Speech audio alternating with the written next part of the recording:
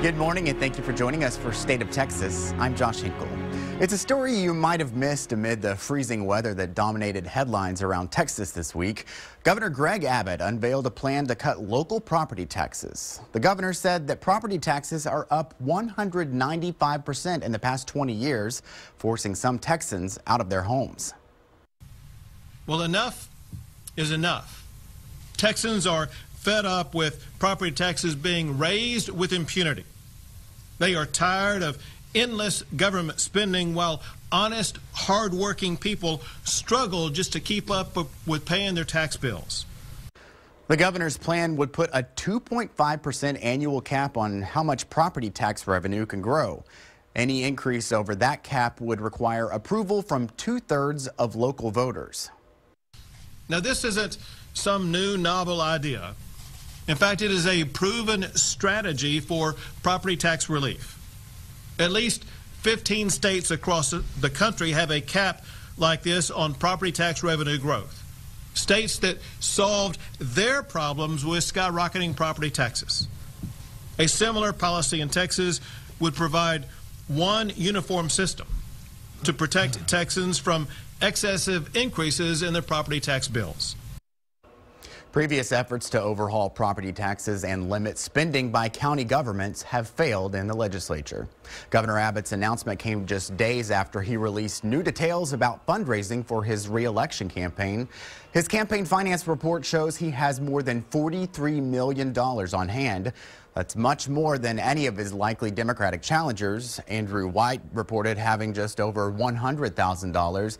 Lupe Valdez reported about $40,000 in the bank. For perspective on all this, we're joined by Ross Ramsey, the executive editor of the Texas Tribune, and Bob Garrett, Austin bureau chief for the Dallas Morning News. Welcome, guys. Thanks. So a lot of people are looking at these campaign finance reports to see who might be a viable candidate. Is that a good way to kind of judge things this early in the game? You can see from how much money people have, whether they have enough money to make themselves known and their positions known to enough voters to have an influence on the primaries. What do you think, Bob? Well, the excuse we're hearing a lot from candidates that don't have a lot of money is that they decided to enter the race late. And that's true in the case of both the Democrats, the leading Democrats, Lupe Valdez and Andrew White. They both didn't decide until a week into December formally to run. So they really came in with numbers that looked pretty puny, especially next to Governor Abbott's $43.3 million in the bank. Yeah, does that make him unbeatable? Well, they're not running against him yet. They're running against each other. So, you know, they just have to outrun the other one for the Democratic nomination. There's 9 people in that primary. Chances are pretty good of a runoff in May. So they have a little bit of time. But voting starts February 20th. It's almost upon us. Yeah, I mean, on the Democratic side, it really seems like a 2-horse race at this point. So does the fundraising right there between Valdez and White, does that really have an indication of anything? I don't know that it's a 2-horse race. I think the problem that all these candidates have is that other than Lupe Valdez, none of them have been on the ballot before. They don't know her name. Lupe Valdez is new outside of Dallas County, new to the other 253 counties. They all have kind of an uphill, and right now the risk for the candidates is that the voters go in the booth and go eeny, meeny, miny, moe and just pick the name that sounds best to them.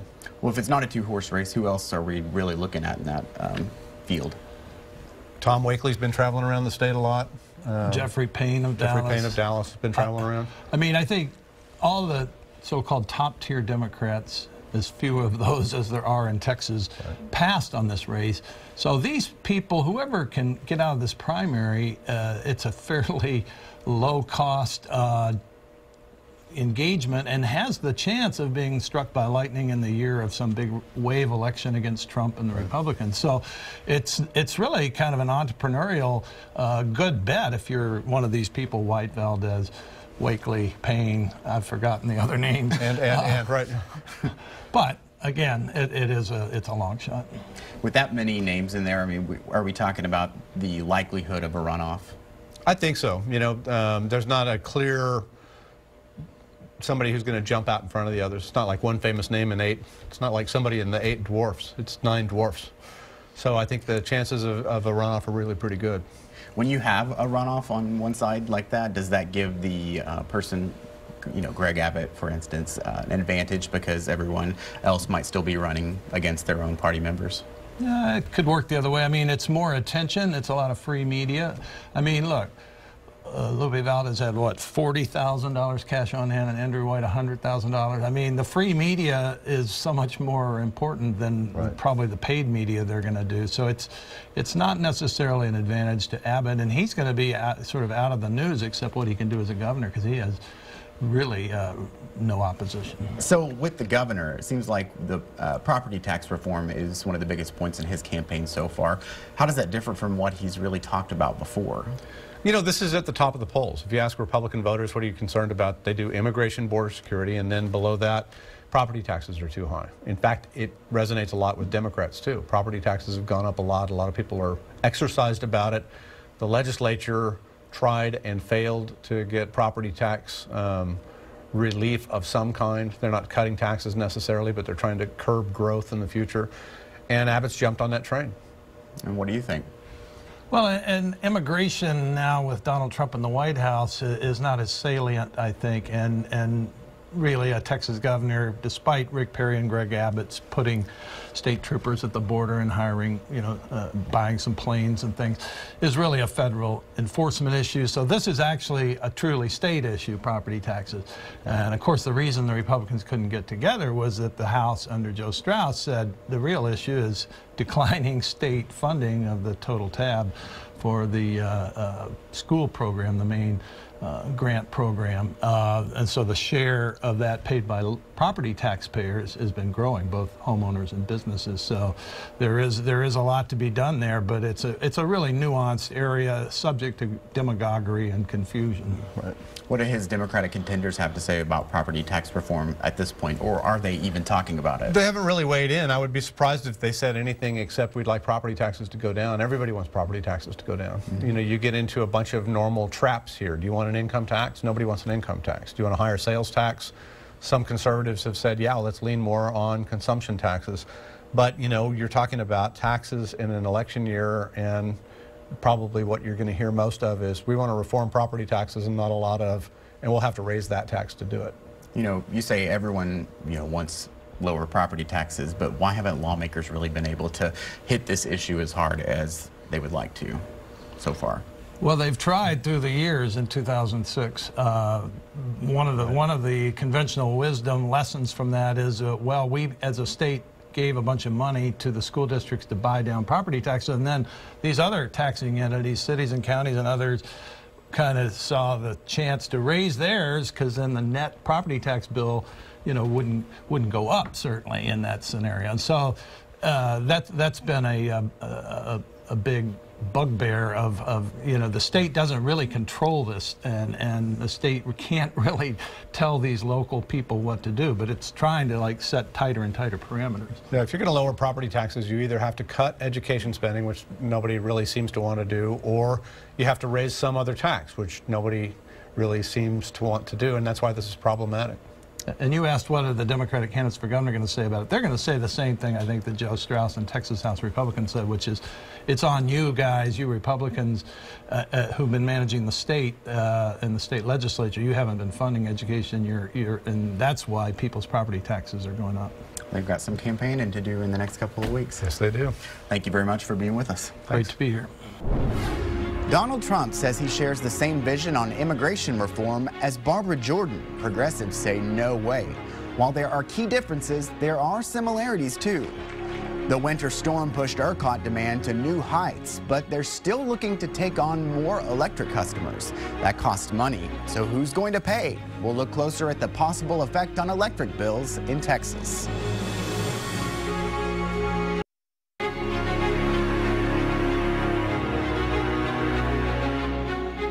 The winter weather across Texas put a record-setting strain on the state's electric power grid. The Electric Reliability Council of Texas, or ERCOT, manages 90% of the state's electricity. ERCOT set a new record Wednesday morning for power use in the winter, but ERCOT is still looking to take on more customers. Wes Rappaport takes a closer look. Hey Josh, it's a move to follow closely. The city of Lubbock is working to shift nearly 3/4 of its electricity customers over to ERCOT. It's a process ongoing for more than a year and a half now, to be finalized 3 years down the road, if it gets approved by the state. We have a lot to decide here. The Public Utility Commission, well aware of the effect its upcoming decision could have on the state's electricity. Lubbock officials tell the PUC moving 70% of its customers to ERCOT is simpler than the current plan and creates a competitive market. This is about competition. It's about joining the most effective, most competitive retail market in the country. The big question after 2 days of hearings this past week: who pays for what? Unfortunately, there isn't a simple answer to that. LP&L recognizes it could be on the hook for a large chunk of change on both ends: a possible fee to leave the SPS grid and funding to build transmission facilities on the ERCOT side. ERCOT has taken no position on that issue and would ask that, but does ask that the Commission include that matter in its final order. Some of the parties involved reached an agreement in principle, part of which could have the city pay a price tag upwards of $110 million, divided up over 5 years, to offset transmission costs. Call it the cost of doing business. Part of the concern with a move like this is ensuring customers statewide don't see a rate increase on their bills. LP&L is not before you today to try to smash in the door to this transition. We've tried to proceed in as collaborative and deliberative manner as possible, and we think the transition presents benefits to both markets. The commissioners asked all the parties to try and reach a settlement and have the paperwork ready to go in time for the commission's next open meeting on Thursday. I feel strongly that other ratepayers in Texas aren't negatively impacted by something that is a clear benefit to Lubbock. Now, there's still some work to be done here, but we're closer to a decision, with a resolution possible as early as this week. Josh? Immigration is a privilege. It is a privilege. Barbara Jordan's words on immigration now taken on by President Trump. He says his immigration plan shares the spirit of her vision. Others say that's not quite true. We'll look into the similarities and the differences between the two views. And Austin stays in the running for Amazon's bid to bring 50,000 new jobs to town. But find out why other cities on the list might have a better shot to win the project.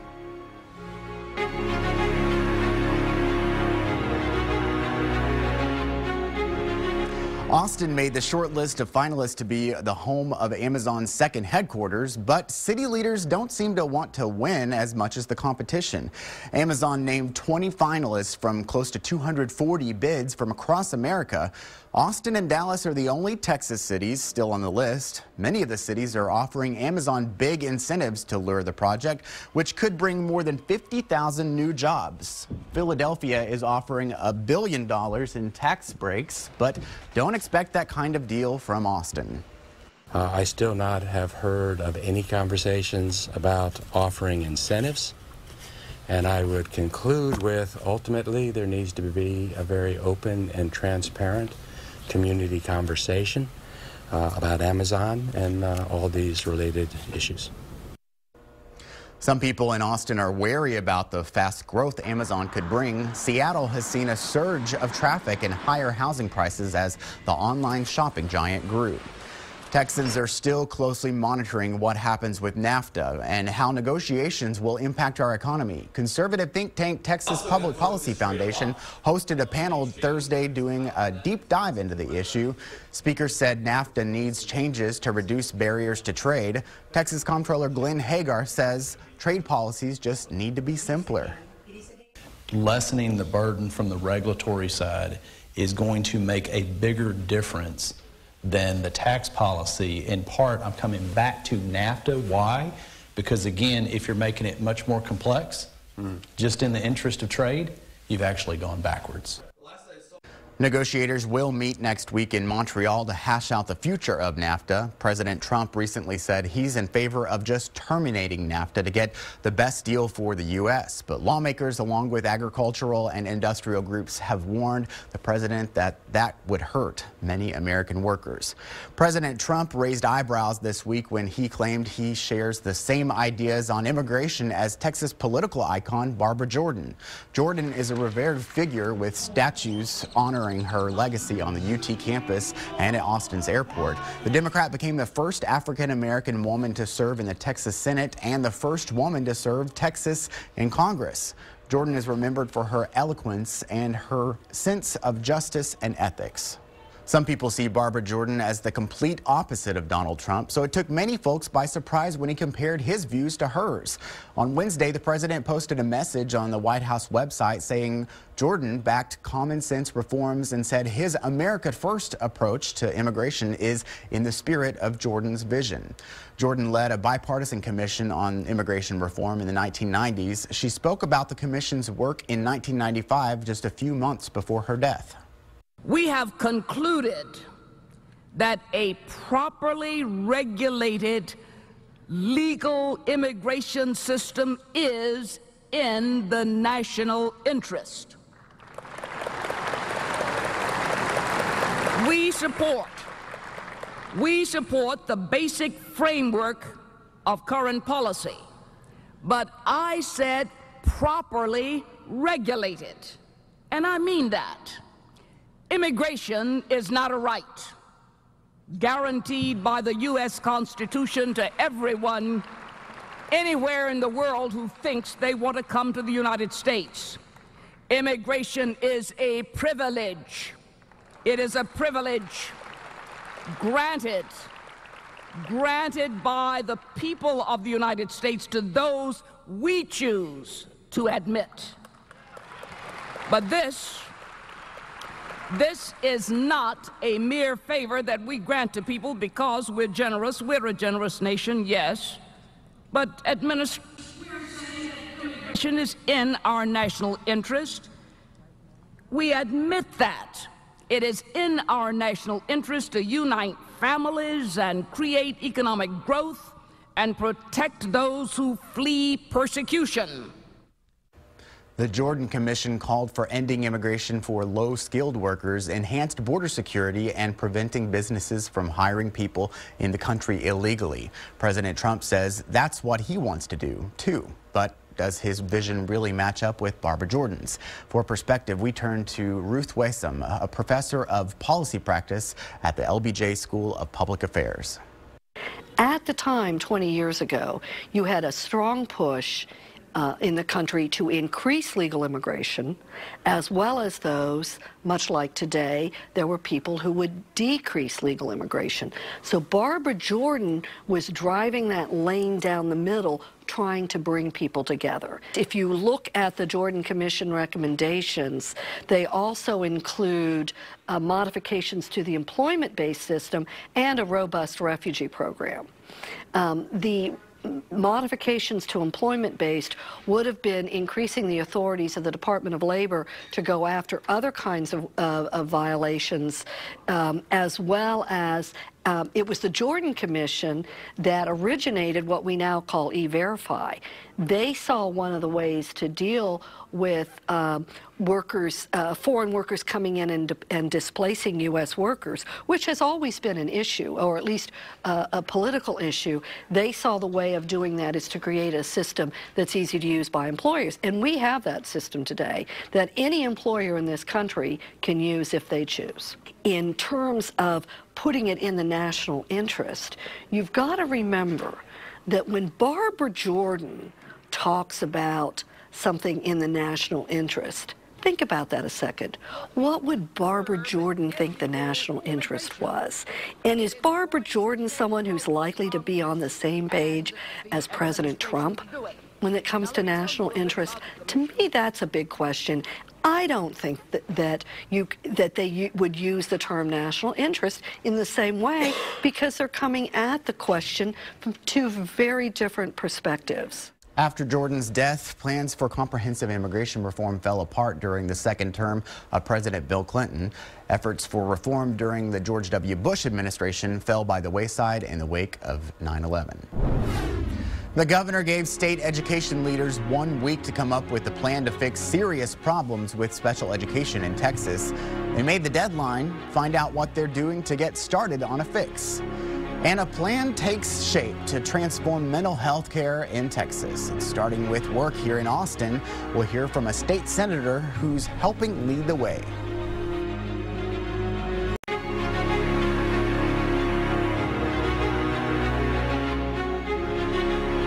The Texas Education Agency has come up with a plan to improve special education services across the state. Last week, Governor Greg Abbott gave the agency a week to come up with a plan to overhaul the program. His order came after the U.S. Department of Education found the state violated federal law by denying tens of thousands of students with disabilities access to proper public education. The agency's proposed plan includes creating resources to share with parents of children who may have a disability to inform them of their rights. It also involves strengthening staffing and resources devoted to special education and offering support and follow-up opportunities to all teachers. The plan also includes providing compensatory services for students who needed services and did not receive them. The TEA will get feedback from special education students, families, and teachers to provide input on the plan. After years of talks, the state announced a once-in-a-generation attempt at changing the way Texas provides mental health care. UT's Dell Medical School will lead a redesign of the Austin State Hospital. The $15.5 million project aims to improve psychiatric care in Texas. State Senator Kirk Watson played a key role in pushing the project forward. He spoke to us about what it means and what's ahead.